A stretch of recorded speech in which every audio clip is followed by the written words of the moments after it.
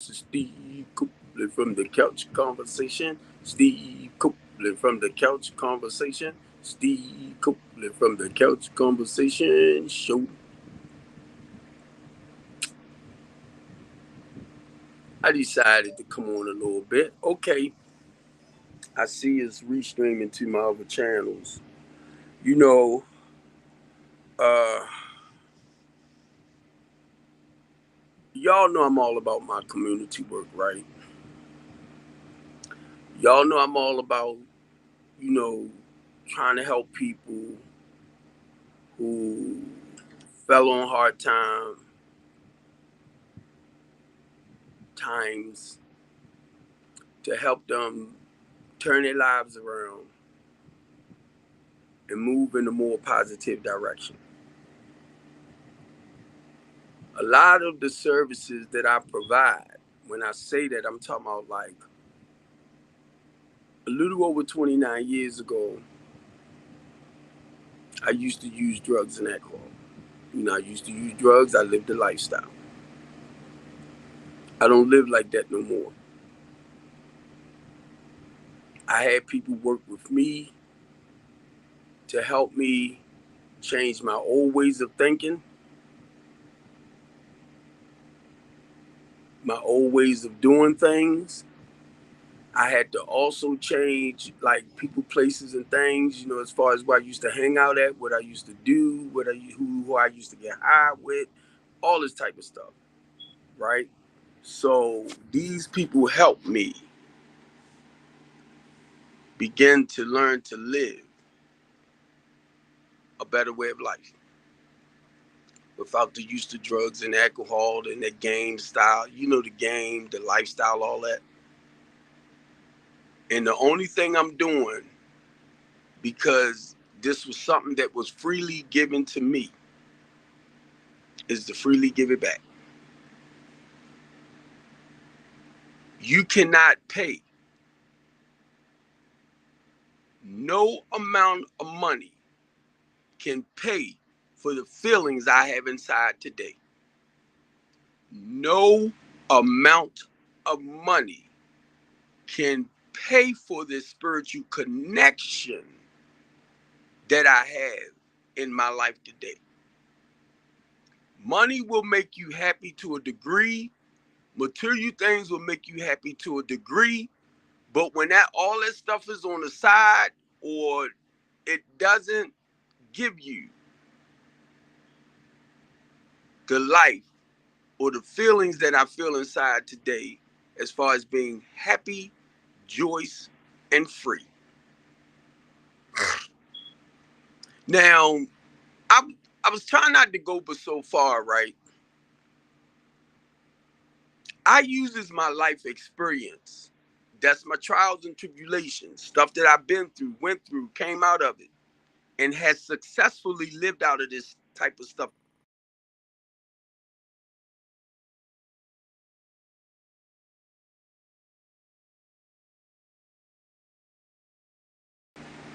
for going on almost 30 years now.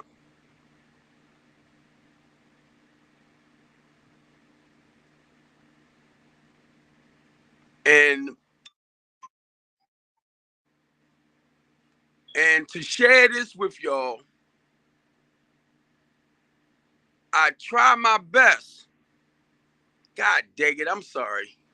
The keys to the other house is there. The keys to the other house is there. I just read the message. The guy was trying to call me. That's why I clicked off a little bit. But oh Lord have mercy. I'm really pumped now. The keys to my new program house.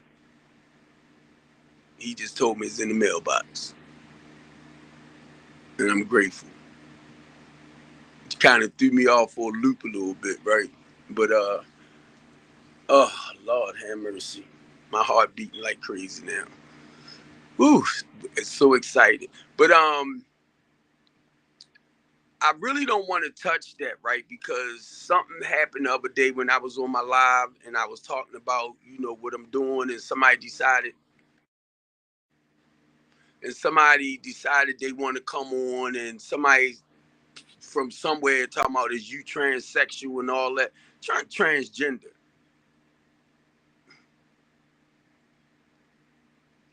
But I'm gonna tell you, you can block people on this live stream. And my thing with all of that, if you don't have nothing to add of value to basically what I'm saying, don't do that. I ain't got time for that. We talking about people's lives. And it might not matter to you because you caught up into your own mess and it's all about me, me, me, me. And then you want to come on somebody else's page, right? But you want to try to discredit them or do little stuff, right? Or say little stuff to try to discredit them. But guess what? And then you call yourself like calling it godly. Come on, that's not godly. Come on. And I ain't trying to be perfect or anything like that. My life is spiritual. And when you deal with me, you get the truth and nothing but the truth. I have no problem. If I screw up, I'm going to talk about my screw ups. Once I straighten them out, I'm going to talk about how I screwed up and how I straightened that out, not to continue doing that again. So I have no problem with me. But it's just when you feel like you need to go and make up a fake page, right, to come over here and try to disturb what I'm doing, that goes to show me how sick of an individual you is. Because you can't even be honest with yourself. Because you shouldn't have to fix a fake page. All of my pages are under my name. So if you send something to me or I respond on certain pages, you getting me. I'm not trying to live my life like I used to, being this fake, phony person and proud of it. Come on, I did that when I was using. I did that when I was hustling. I did that when I was living like that. So just for the day, I'm not trying to do all that. And then on top of that, I'm 60 years old. Why do I want to continue doing a lot of the foolish stuff that I did when I was younger? I don't even think I did a lot of that though. Because I was real. I was real. I tell you what, you couldn't come in my face. So a lot of y'all hide behind this stuff. A lot of y'all hide behind stuff. Rather than y'all coming over here, encouraging me, supporting me, and what I'm doing, to try to help turn stuff around. I'm going to put my yellow vest on because I'm going to get ready to leave out in a little bit. So I'm going into the ghetto, into the community. You got me?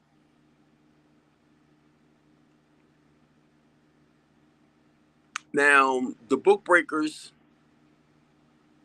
the Couch Conversation Show, our network broadcasting will be called the Miracle Network Show. On Mondays from 5:30 to 6 o'clock, the Book Breakers will be doing their segment, their show, only half an hour. Starting next month, October, the Couch Conversation will be doing its regular, show from now on. And then I forgot to say the other day too, on Saturdays, on Saturdays, right? Baltimore's Teen Talk Show. We just haven't figured out a time yet. So I'm looking like from 12 maybe to 1. Right? That's what my mind is saying. So the goal is to get with other people that actually deals more with the teenagers. I'm going to be right there. But as long as I see everything rolling and starting to run right, I will back up and allow them to do what they need to do. But from time to time, because this is a vision that God laid on my heart to start a teen talk show, I just want to make sure everything is running right. And that will be on the Miracle Network broadcasting as well. I'm going to talk with some other people because we will be having slots open.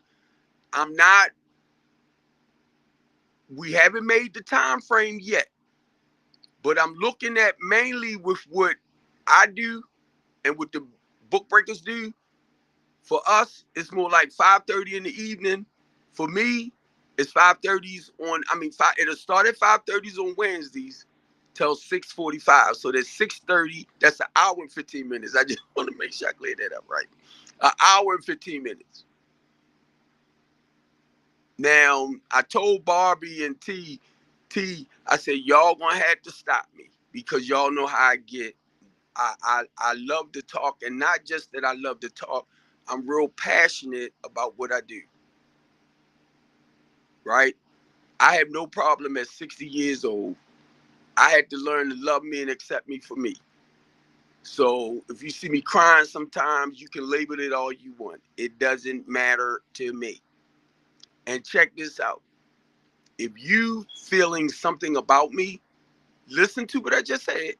If you are feeling some kind of way about me and you let me live in your mind rent free because you might feel a certain way about me, look at the control you giving me over your life.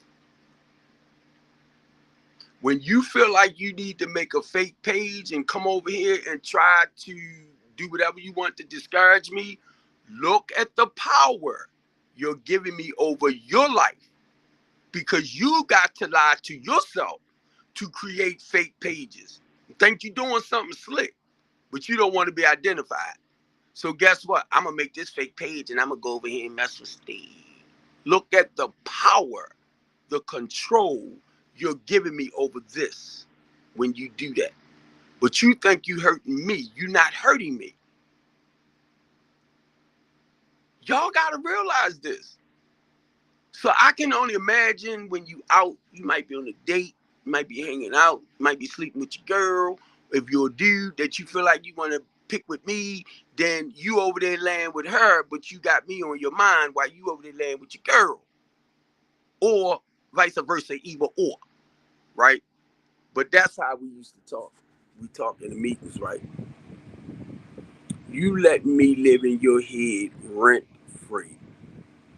And believe me, y'all, I try not to let y'all do that over here. Because whatever that's going on with you, your life, your issues, they are yours. I cannot feel that pain. That's your stuff. So whatever you feeling, I can't feel it. So the same way with me, if you looking at me and you thinking about me in a negative way, that's you. I can't feel it. But you really think you hurting me. But you only showing me the power that I have over your life.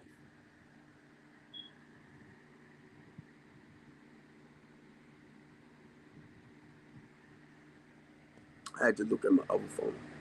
So I'm only saying this, y'all, because this is stuff that I had to learn, to like practice self-control. I had to learn to push out what people think or say about me and all that type of stuff. But don't get it wrong, y'all. That it do hurts. But once I realize what it is, I have to shun it away. I have to push it away. If I realize I'm letting outside stuff disturb my peace, I gotta put it away. I cannot allow you. And at 60 years old, be honest with you, I'm a lot of the bull junk I just don't try to be part of no more. So really, if you call yourself in groups and wanting to talk about Steve Copeland, that's fine. Because I don't know. I don't know.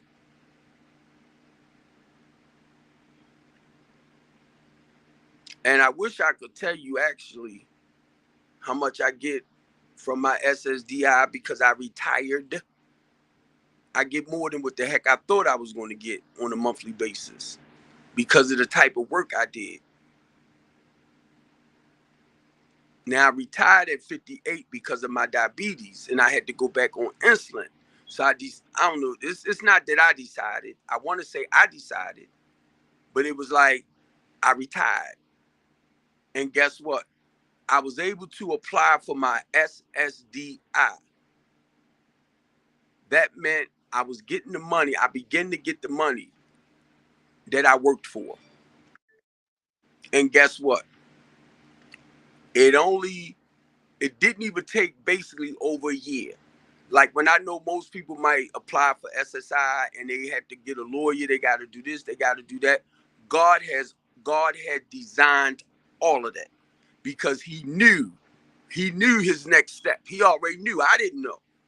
So once I started applying for whatever, I thank God for the lady that pushed my stuff through. I thank God because guess what? It took maybe that year because in the beginning of January, by the end of that year, I was getting my SSDI. Didn't have to get a lawyer, didn't have to fight stuff, didn't have to go through nothing. So that's what showed me that was God. And it's not to say because it takes you maybe 2, 3, 10 years, I don't know. But it's not to say because it takes you that long that that's not God. That's not it. You just going through the process. But I thank God because of where I was at, I didn't, had to go through that lengthy process that most people fight to go through. So now check it out. I wish I could remember the people that actually walked me through the process so that I can kind of send you to them so they can help speed up your process. But no. And then not only that, I got one independent living house and I'm getting ready to go get the key to the other. They just dropped it around at my house, my independent house. So that's the second one. God is moving. But a lot of y'all want to sit back and come for me like I'm scamming people. Now understand this, most of my clients is either on SSI, right? So they only get like 840 something. So the goal is if they show me that they can pay a certain amount a month, like $500 a month, the goal is to get them into their own place for way less than that. But they showing me that they can afford at least this amount for right now to do what they gotta do. So as long as you're doing it each month, it shows me that you're being productive and responsible. In my house, you cannot. In my program, you gotta clean up after yourself. You gotta make market for yourself.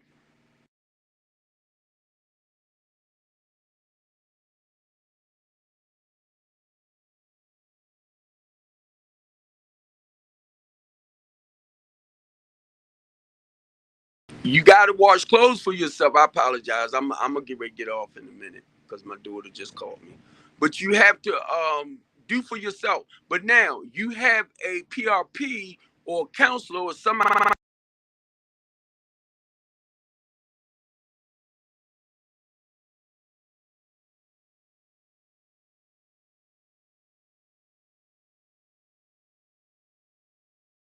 I'm trying not to lose this.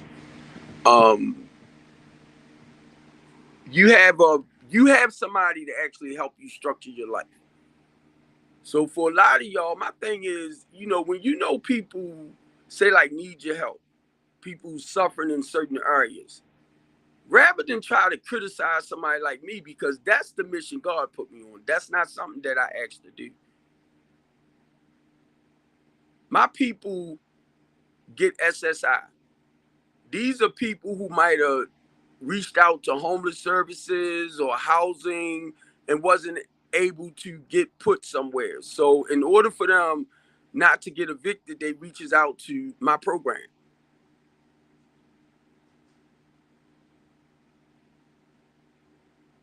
Once you reach out to my program, you have to sign up for the mental health program. Because 9 times out of 10, you got people dealing with depression, you got people dealing with stress, you got people dealing with, mental issues, you got people dealing with stuff where they need to talk with somebody to help get their life back in order and on the right track. So realizing that a lot of people dealing with like mental issues and stuff like that just gone crazy. And I'm seeing it more and more and more now.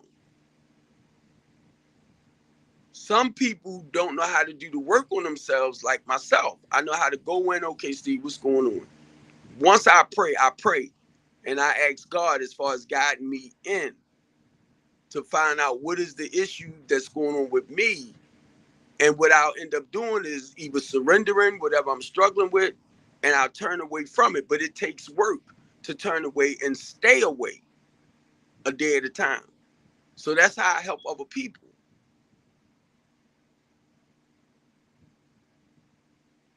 My personal experience. And it's a process. It's a workable process to help you move forward. So a lot of people, right, you know, this is what God got me doing. And if you, like me, and God put you on a mission to help his people, feel the spirit. The spirit know the spirit by the spirit. You try the spirit by the spirit. The spirit know the spirit. So be honest, if you're not allowing the Holy Ghost or the Holy Spirit actually lead you like that, or the Comforter lead you like that, or if you feel like you have that within you, but you still deceitful and nasty and all that type of stuff, and you want to say that's me, my work speaks for itself. What I do speaks for itself. The good part about what I do, a lot of our local officials, leaders, and stuff like that knows what I personally do to try to help people turn their lives around. So that's something you can't touch because they know what I do. They call me and ask me to come out to certain community events and speak.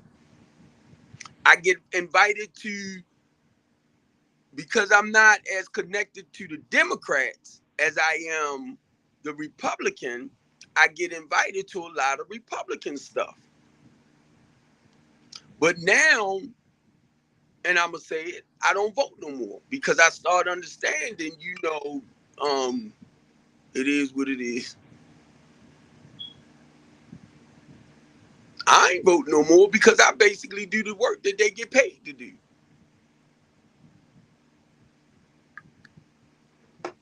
And once I found out, if I had, say, like ran for a seat and got the seat, I couldn't do my business no more. I had to step aside. And I told my niece, I said, yeah, because I'm going to let you run the business. But guess what? When I realized the footwork I do, and I couldn't do it from the political side, I'm like, well, what the heck am I going to run for if I can't enhance the business? So now that's what my lives is all about. Letting people know what basically strengthening the community is all about. A new Baltimore City. LaTanya D. Copeland House of Hope program. Because the goal is to draw more attention for some of y'all that think he's a scammer, to draw more attention to the great work I do around Baltimore City. To help other people that may not like go to these services, but they feel as though they're not getting, or they're ignored in trying to get the service.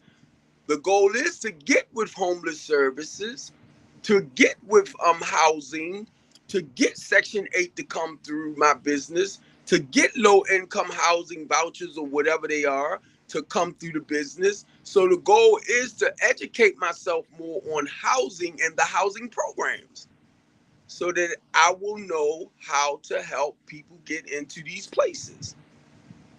And with me, whatever restrictions they have, I don't want them to be so lenient on people that say like might have a felony. And because you have a felony, you can't move into a government assistant project when you're trying to turn your life around to get better at maybe moving forward. So they have to start from somewhere, mainly if they're coming home from prison. Mainly if they about to get kicked out because they're in their mother basement or something. And they're going to be on the streets. So with me, it's to fix it where if you coming to me, that I'm able with homeless services and with housing to be able to put you somewhere where you can, be as responsible as possible. But some of us, you have to reteach people how to do stuff. Because if you went off of old information and this old information tend to keep you in the hole, you got to learn new stuff. And that's personal experience because that's what I had to do. I had to get rid of that old way of thinking.